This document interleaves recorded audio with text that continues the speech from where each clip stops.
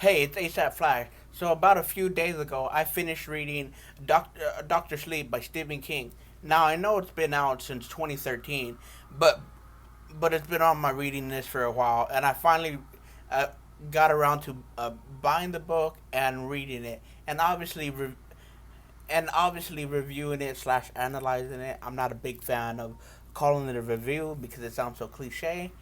Anyways, so after, so as soon as the story begins, it picks up seemingly right after the shining end, coming from someone who has seen the new movie and hasn't read the original Shining novel. Some parts were admittedly confusing. For instance, Dick Halloran is here basically mentoring young Danny, while in the movie he was killed off by Jack.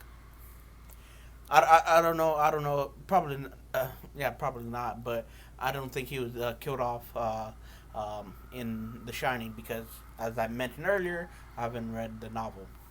Anyway, after that brief visit with young Danny, the story flashes forward where he's basically an unstable adult with tons of issues. I know I skipped over the True Knot, but I'll circle back to them later. So I feel like what he experienced before getting cleaned up weighs on him throughout as it reappears almost as a haunting image of regret, loathing his regrettable self for doing something so heinous. Even he mentions it near the end of the novel, almost kicking himself in the ass for being so selfish and letting his shit get to him.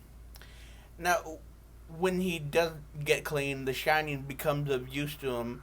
Kind of draws parallel to when someone is stagnant in real life. Their abilities can't come because they aren't progressing, or they let uh, things in their life just basically get the best of them. You can argue that what happened in the novel, like the events that happened in the novel, happened coincidentally. Aber reaching out to Dan Torrance, and the plot unfolding as it did. But the way I see it, it was more of a character arc for Dan to move past his anger and his drunkenness that he got from his father and be the hero that he was meant to be. Perhaps hero is a strong word for it, but I would, if anything, it would be more responsible with his powers. An example of what I'm talking about is earlier in the novel when the plot hasn't moved forward yet. A brute of a security guard abused an elderly patient, and this made Dan's blood boil.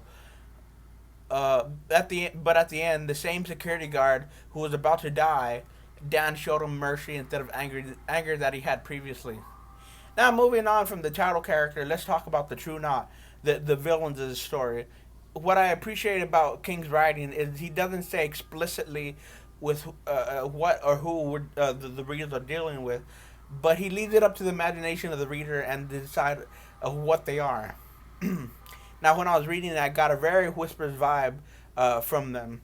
And if you don't know, the Whispers are a villainous group on The Walking Dead. Basically, they hide around in packs. Well, not really important to get the reference. Anyway, um, and I feel like the parallel is very coincidental, but very interesting. Both groups use disguises to move without being seen, except for the Whispers, they're constantly moving. Anyway, I think it's some kind of poetic justice that the leader of the True Knot and the True Knot itself ultimately meet their demise when they're grossly underestimated by the powers of Abra and Dan combined. I guess shit happens. But I guess, as I said earlier about being anticlimactic, if you're looking at it from a perspective of the characters being on a major cataclysmic event, which technically they were, but to me when I was reading it, it just didn't really feel like they were in any major danger. I guess that rhymes. You'll be disappointed, but if you see it, Dan Torrance's character arc and journey, you'll appreciate this novel a lot. I feel like this. I was everywhere with this review, but if you could leave a comment on what you thought of this video, it would be greatly appreciated. And don't forget to like, subscribe, and I don't know what, have a party, do whatever you want, dude. I'm ASAP Flash, and I'll see you in the next video.